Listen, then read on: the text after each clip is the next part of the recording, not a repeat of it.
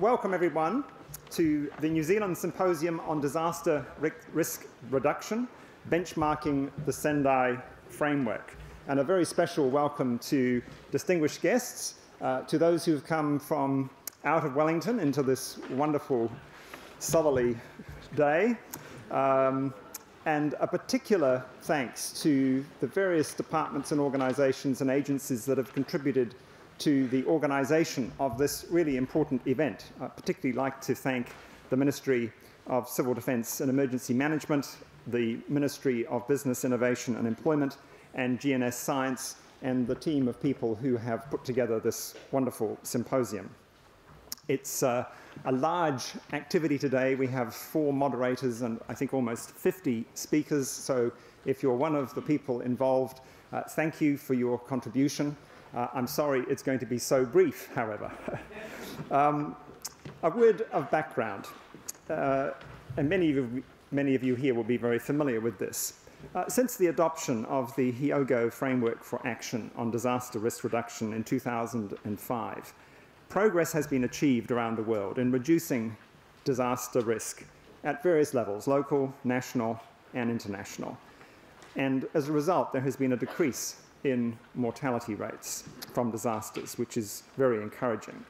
Overall, it has been agreed that the Hyogo Framework for Action has been an important instrument for raising public and institutional awareness, generating greater political commitment, and focusing the actions of agencies at all levels across government and society.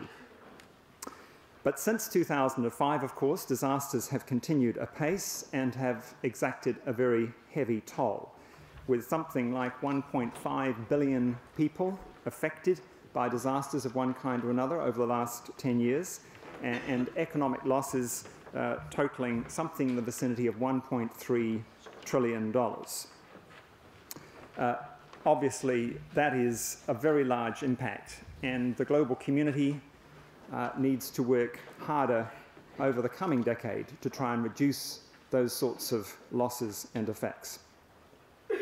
Earlier this year, in March, a new global blueprint for disaster risk reduction was introduced, the Sendai Framework for Disaster Risk Reduction.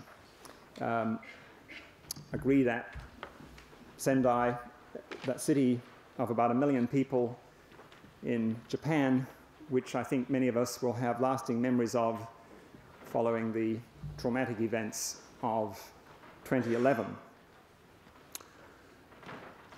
The framework aims to substantially reduce disaster losses over the next 15 years or so. And to achieve this objective, we need to address obviously existing challenges, but also prepare for future new challenges. And this requires at least 5 actions. First of all, we need to improve our monitoring, assessing, and understanding of disaster risk. And many of you in this room are involved in those exercises.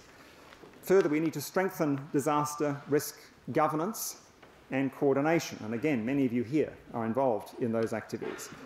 Third, we need to encourage greater participation by stakeholders at all levels, across government and civil society, across the private and public sectors.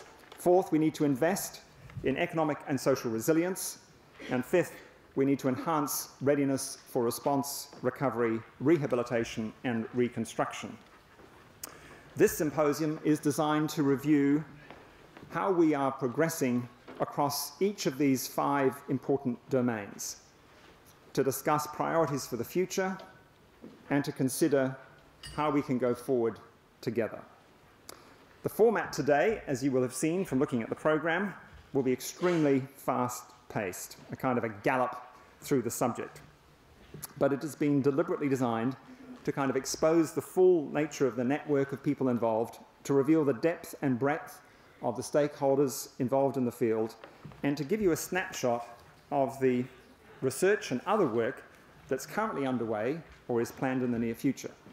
And we hope that you will find the symposium extremely worthwhile, interesting, if not exhilarating. Now, I've got a few sort of logistical matters I just quickly want to go to before we sort of formally get underway. So if you could just bear with me quickly on these matters. First of all, health and safety, as I'm sure everyone in this room will be very conscious of. In the event of a fire, please exit through one of the 3 exits and go down the main stairwell in Te Papa and out of the building. In the event of an earthquake, we all know, obviously, to drop, cover and hold on to someone else if you need to, until the tremors finish, and then we will be in the hands of Te Papa staff in terms of what we do next. Toilets are out of the door here and to the left. Catering will be in the Oceana room on level 3, so you can either go up the stairs or up the lift. Could you please put your phones on silent or turn them off? Please note, and this information is in your pack, that the organisers are running an online survey during the course of the day. So instructions are on the orange sheet in your participation pack. Please consider contributing, as this will provide really valuable additional information on the awareness of risk reduction research. Free Wi-Fi. Wi-Fi is provided. There's no password required. Please just log into Te Papa free Wi-Fi in your settings and accept the terms and conditions. Please do not set up personal Wi-Fi hotspots, as these can create outrages. And finally, a word about time management. We have a very, very ambitious schedule ahead today. Please make sure that you are on time for all the sessions.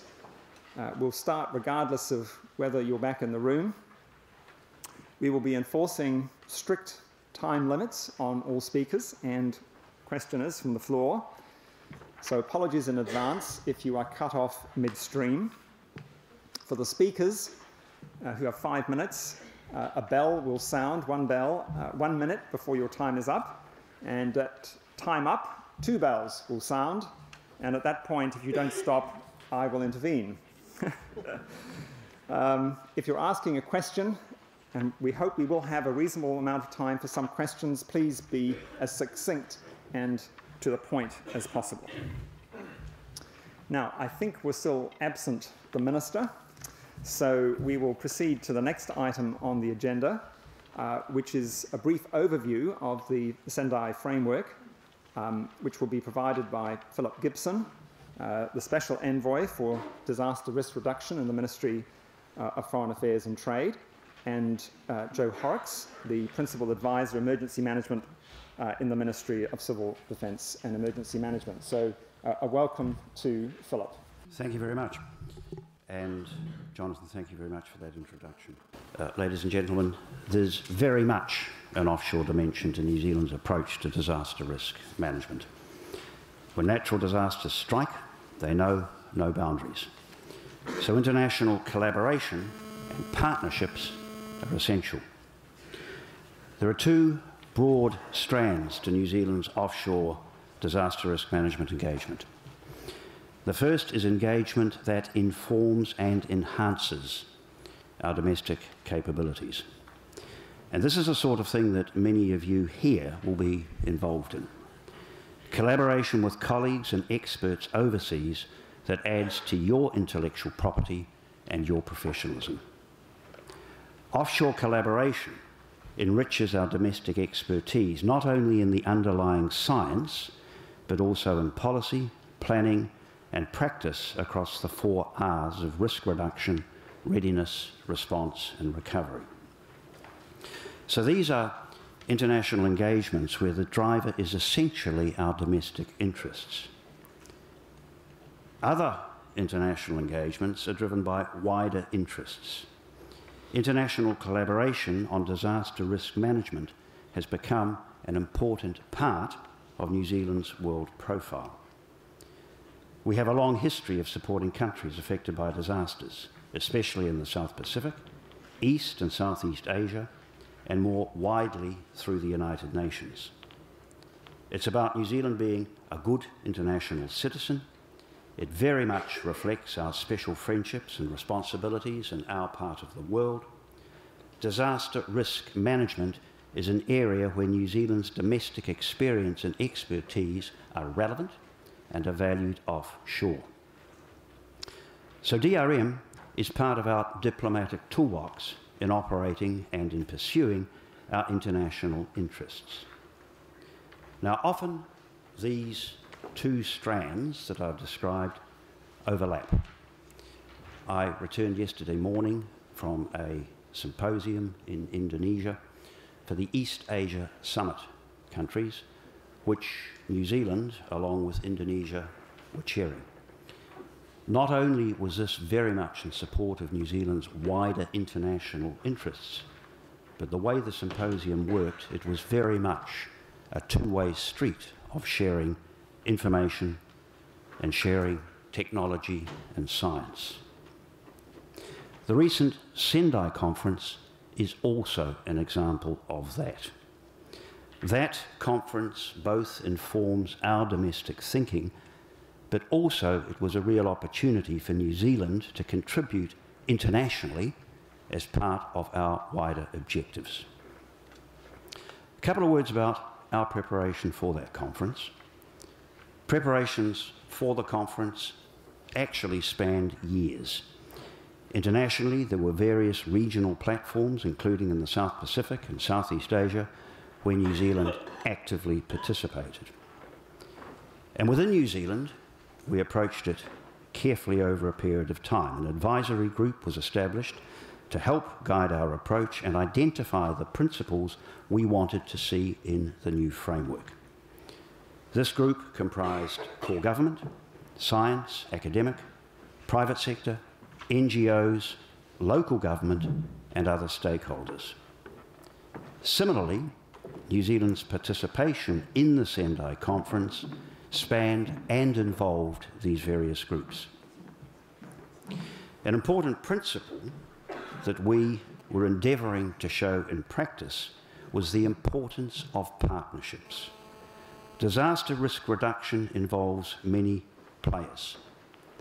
Collaboration, partnership, these are fundamental both nationally and internationally. Thank you. Welcome very warmly to our Minister, Nikki Kaye. Nikki is the Minister of Civil Defence and one of the newer ministers in Cabinet. So welcome in that respect as well, Nikki. As many of you know, Nikki is the MP for Auckland Central, and she's one of the few politicians with a science degree. I'm struck by just how few scientists go into politics. And I think that's a big gap. So well done, Nikki. you're keeping the side up. So without any more ado, we welcome you and we look forward to your remarks. Thank you very much.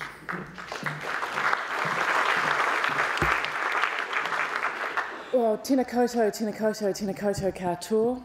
Good morning. Can I just start by acknowledging a range of people? I think we have Mayor Celia Way-Brown in the room and Mayor Leanne Dizell, plus a whole lot of other local government representatives. I also want to acknowledge the Director of MCDEM, Sarah Stewart-Black. She's relatively new in the role, but we're very proud of the work that she's doing and all of the MCDEM staff here today. It is true, I have a science degree in genetics, so I don't think it will be that relevant in terms of today. I just can see John Hamilton, the former Director of MCDEM. Welcome, John.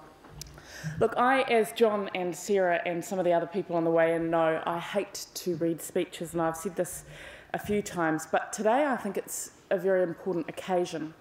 And we spent quite a lot of time working through this speech because this is very important. I'm going to work you through a range of initiatives that we've been working on to strengthen our civil defence emergency management system at the outset, and then talk through some of the pieces of work that you may not be aware of that are actually underway in terms of risk reduction. Can I acknowledge that this is the first ever and hopefully the beginning of a number of New Zealand symposiums on disaster risk reduction. It's the first time that we've held an event aimed at a whole of society approach to disaster risk.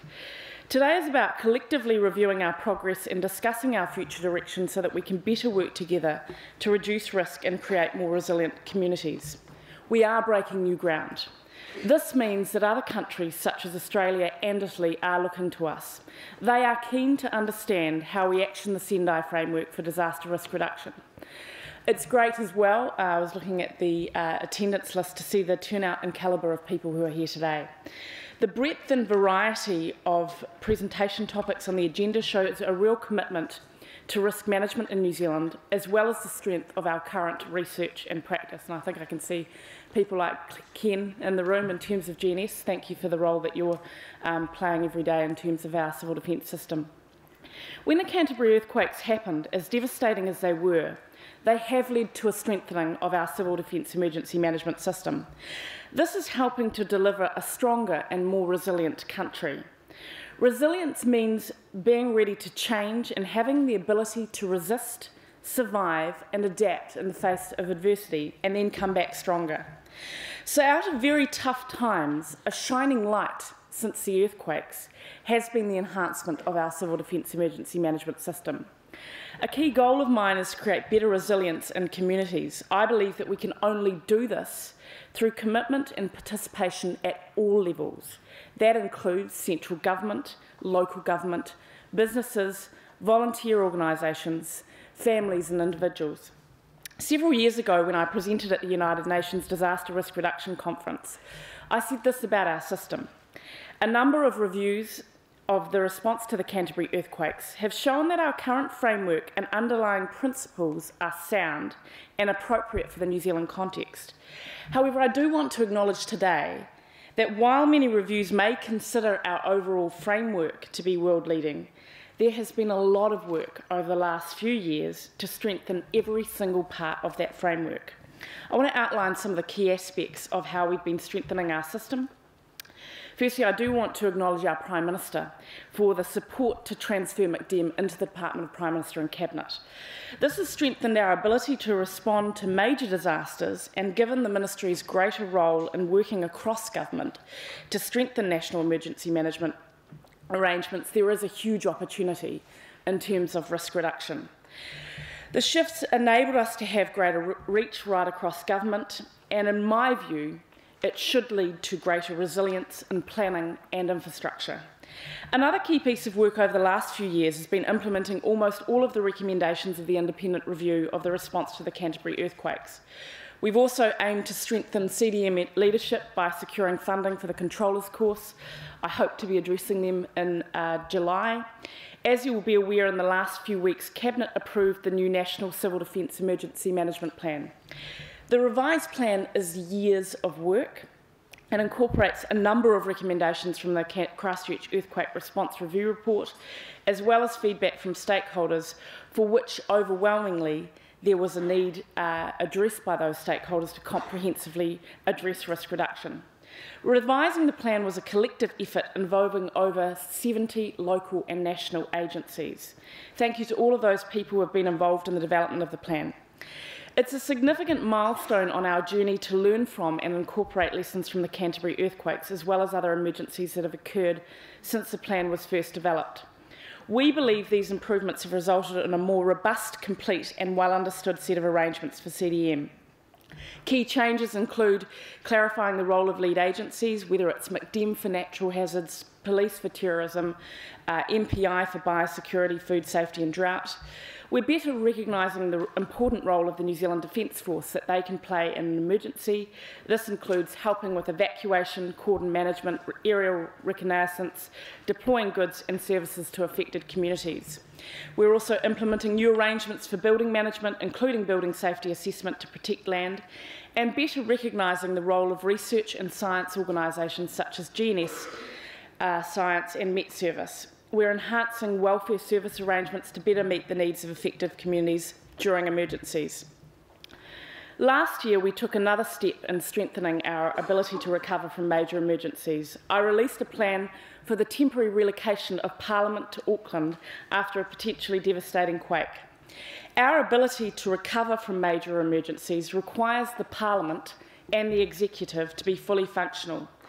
The plan outlines arrangements covering a worst-case scenario where the impact of a major earthquake is so severe that Parliament and the executive government could not function effectively in Wellington. The relocation allows government to continue to govern effectively while mobilising national and international support for Wellington. Another priority of mine is a two-stage review of the legislative framework for recovery. I'm very pleased to announce today that I've recently obtained Cabinet's agreement to progress changes to the CDM Act. These changes will ensure the Act can support a much more timely, coordinated recovery from the most frequent types of emergencies, which are those of a small to moderate scale. This is about providing an authority and a stronger mandate in the CDM Act to those directing, coordinating and managing recovery. Recovery is defined in the revised National Civil Defence Emergency Management Plan as the coordinated efforts, processes used to bring about the immediate, medium-term and long-term holistic regeneration of a community following an emergency. Recovery should begin on day one of a response. The package agreed by Cabinet so far is focused on creating a flexible and adaptive system based on the existing provisions of the legislative framework, which will enable recovery to be more timely, focused and effective. Some of the key changes include establishing the role of a National Recovery Manager, similar to that of the National Controller, providing for the National Recovery Manager to provide national and additional support to a CDM group, requiring each CDM group to appoint a group recovery manager and alternate persons for the role, enabling a CDM group to appoint a local recovery manager, requiring CDM groups to prepare strategic recovery plans to complement currently required CDM group plans. The suite of proposed powers is adapted from those used to respond to an emergency for the protection of life and property. Given the different demands of response and recovery, the proposed recovery powers are not as extensive as existing response powers, but they will include the ability to carry out works, clear roads and other public places, provide for the conservation and supply of food, fuel and other essential supplies, disseminate information and advice to the public, evacuate premises and places and exclude people from vehicles, enter onto premises, close roads and public places, require information for the recovery, for example, from lifeline utilities. Under the new law, a transition notice similar to the declaration made during a state of emergency will be published to provide greater public visibility of local and central government's activities to clean up and restore communities. I want to thank all of the CDM groups and local government representatives for their help in developing the first stage of the new recovery framework. I expect that I will have this legislation before Parliament within the next 8 weeks. The second stage of this process will be about options for developing draft legislation for recovery from large-scale emergencies. The work will go hand in hand with other work underway, such as reviewing the Canterbury Earthquake Recovery Act and reviewing emergency building management under the Building Act and hazard risk management under the Resource Management Act. So moving on to risk reduction. One way to reduce risk is through good early warning systems. Last year, I commissioned a $250,000 business case to investigate the introduction of a telecommunications-based public alerting system. This has now progressed into the development of a full business case. As you know, it is important that when looking at early warning systems and public alerting, we need to ensure there are a range of mechanisms available to alert people. This could include radio, television, sirens, social media, landlines, cell networks and web-based applications. Some of you may know that I have been in discussions with Facebook as well in terms of their involvement in any system in the future. The business case, plus the enhancement and development of a range of tools, will enable a much stronger early warning system. The progress I've just mentioned has addressed issues across the 4 Rs of reduction, readiness, response and recovery. But as you can see, there have been huge developments to improve our response capabilities. While today is another step forward towards a stronger recovery framework, we still have a lot more to do in risk reduction. We recognise that more attention must be paid to reducing the underlying risk factors that create disasters, the hazards and threats we face in our exposure and vulnerability to them in terms of economic and social capital. If we're really serious about minimising New Zealand's future losses from disasters, protecting the lives and future prosperity of the country, our goal must be to manage risk, not manage disasters. The third United Nations World Conference on Disaster Risk Reduction took place in Sendai. I know a number of you were there. Nearly 50 New Zealanders attended the conference, which is a clear demonstration of the commitment we have to this issue. The framework is the new global blueprint for how nations should approach disaster risk. The framework challenges countries to better understand their disaster risk and strengthen arrangements to manage it. In other words, again, moving from managing disasters to managing risk. New Zealand was one of 187 UN member states to make a formal commitment to the framework. Here in New Zealand, we're well advanced in many areas of disaster risk management, including comprehensive research and understanding of our natural hazards. However, understanding our hazardscape is just the first step along the path of risk reduction. The challenge for all of us gathered here is to progress the national conversation on managing disaster risk.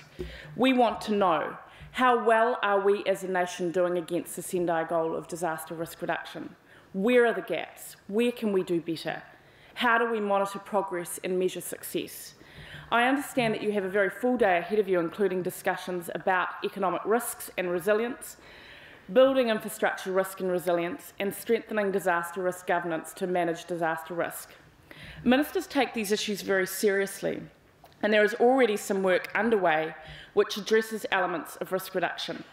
These pieces of work include, but are not limited to, amending the Resource Management Act in terms of hazards, undertaking a review of the Building Act specific to earthquake-prone buildings, developing a national infrastructure plan coordinated with the National Infrastructure Unit of Treasury, including resilience to nature's challenges in the National Science Challenge, where the aim is to understand that natural hazards that may occur in New Zealand and to build socially and economically resilient communities. We're also working with local government to assess whether local government's management of the risks from natural hazards to infrastructure and other assets can be strengthened. In fact, in the last week, most of Cabinet met with a number of representatives from local government, and I had the opportunity to talk about the need, particularly in the area of infrastructure, to have a much better understanding of where those vulnerabilities are so that we can help local government address them. The Ministry is leading the process to review and redevelop the National CDM strategy this year. It's my intention that our refocused national strategy will emphasise analysing and understanding underlying risk factors, preventing the creation of new risk, reducing existing risks and strengthening resilience. The counterpart to an improved strategy is improved governance. My Ministry and the Department of Prime Minister and Cabinet have been both considering options for strengthening the coordination and governance of risk reduction through the national security system. I know there have also been wider conversations about how we progress this issue together as a collective New Zealand effort. I look forward to hearing the ideas that come out of today's discussions. Thank you again for being here today. New Zealand has always had a strong CDM system that is focused on acting locally, coordinating regionally, and supporting nationally. Over the last few years, we have delivered a significant program of work to strengthen every part of our civil defence system. Today is another step through the announcement of new legislation to improve recovery. However, our challenge is to ensure that we all work together across society, from public agencies to the private sector, to communities, to mitigate and reduce the impact of disasters. Thank you very much for your time today. Tēnā koutou, tēnā koutou, tēnā koutou katoa. Thank you very much indeed, Minister, for opening the conference and for your laying out some really important issues in terms of future directions. So thank you very much. I'll turn back now to Joe to complete the session, and then we'll have the first panel.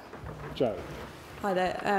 I just want to say thank you, everybody, for being here today. It's absolutely fantastic to see so many of you, very gratifying. I'm actually probably not going to go through this now in the interests of time. I did put a one-pager in your packs there for this purpose, so rather than me speak to it, if you could have a look at that, that would be fantastic. I'll just show you some pretty pictures instead, very quickly. This is the New Zealand contingent at the Sendai conference. There's a lot of people in the room here today. This is probably only less than half of the people that were there. We did what we could on the day. This is the conference itself. It was absolutely enormous room full of people from the 187 countries in the United Nations.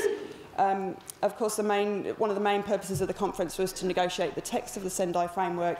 It's what Phillip spent most of his time doing at the conference with our little New Zealand desk there. And the outcome is, of course, this document, the Sendai Framework for Disaster Risk Reduction. This is what it looks like.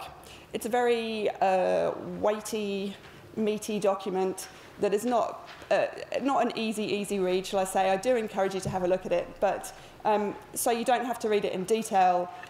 We put this one-pager together for you. This is the table of contents of it. It has got a lot of really useful information in it. The first few pages are around lessons learned from the Hyogo Framework for Action, and a lot of good information there about what's worked, what hasn't, where are the gaps and the current vulnerabilities. I'll just quickly go to the outcome, and this is on the poster at the side there as well, but obviously what we're looking for out of the next 15 years is the substantial reduction of disaster risk in terms of losses, livelihoods, health and assets. And to do that, or as a measure of that, there's these 7 targets that we're aiming for over the 15-year time span. Essentially, the first 4, we're looking for a substantial reduction in these 4 being disaster mortality, affected people, economic loss and damage to critical infrastructure. And we're also looking for a substantial increase in the number of national and local strategies, international cooperation, early warning systems and disaster risk information. So that's fairly straightforward. To do that, the aim is to, as we've heard already today, prevent and reduce exposure and vulnerability, increase preparedness and strengthen resilience through a number of different means. And I think this is probably what's important to me, or what I think the major significant step forward is the holistic nature of what we're aiming for here. This is no longer the domain of emergency management authorities. We're looking at economic, structural, legal, social, health, environmental, educational, technological, all of those things. It just speaks to the breadth of what we're aiming to do here and the breadth of stakeholders and people and organisations that need to be involved. The 4 priorities for action you're going to hear a lot about today, so I won't go through those. But under each of those priorities, there are a number of actions aimed at either the local, national level or the regional and global level. These amount to 59 actions at the local and national level. These are the things that we're saying are the best evidence, I suppose, of how nations should approach disaster risk reduction. So part of the aim here is to look at how we're doing in these and where the gaps are. I mentioned the breadth of the holistic nature and the breadth of organisations that need to be involved in this, and the document goes into some detail about who those stakeholder groups are that's worth keeping in mind in our interactions in the future. So I guess the point of today is really just to look at how we're doing against these 59 actions. Where do we want to be in the future? If we're talking 5, 10, 15, 20 years out, where do we want to be? What are our priorities in amongst that? What are the things we can do now in the short term while keeping an eye on what we might want to do in the 20, 30-year time frame? And how do we get there? What is our pathway? How do we do this together? And that's really the backdrop for the day. So thank you to Phillip and Joe for introducing the sort of core themes of this event and giving us a sense of what the Sendai Agreement involves. And thank you again to Minister Nikki Kaye for your opening remarks. So this first session we have now is on standard... Well, let's get it.